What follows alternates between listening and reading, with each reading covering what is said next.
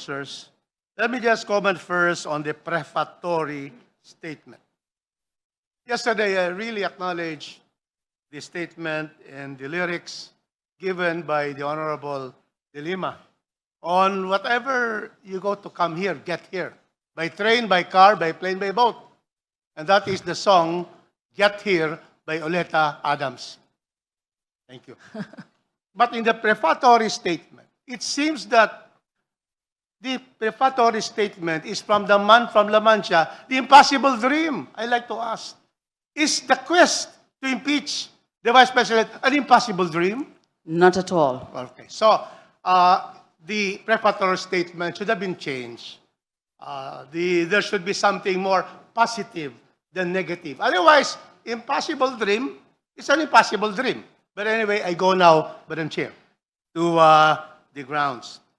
We will methodically go into the grounds to try to go to trial against the Vice President. So, number one, the first ground is Vice President Duterte committed culpable violation of the Constitution. There is none. There's no direct. We cannot have a violation of general principles of state policies.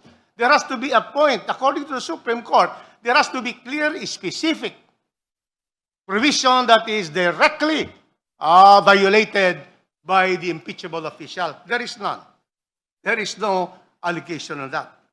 Next, and this is where there is what we have to discuss because there are many underlying grounds for betrayal of public trust. The first one as stated in the complaint is committing plunder. Madam Chair, plunder is under Republic Act 7080. You have to put in here all the elements of plunder, which are for misappropriation, conversion, misuse or malversation of public funds, receiving the commissions.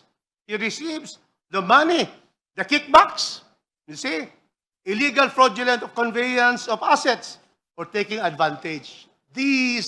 All of these were not alleged in the complaint. So we take out plunder. Now, malversation. Malversation is governed, Madam Chair, by the law on Article 217 of the Revised Penal Code.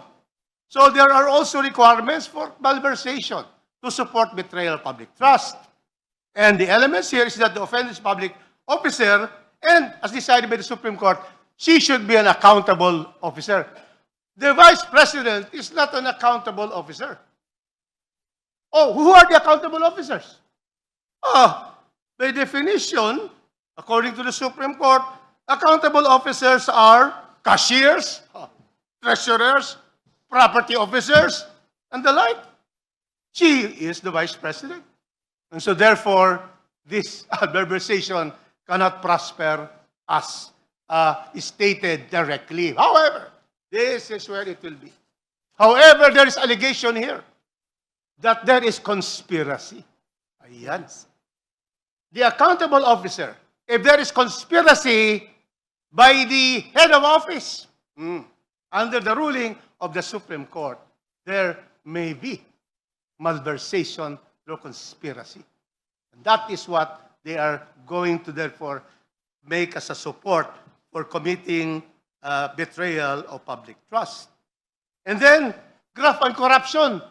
It is governed by Republic Act 3019, Article 3. So, paragraph 3, E, F.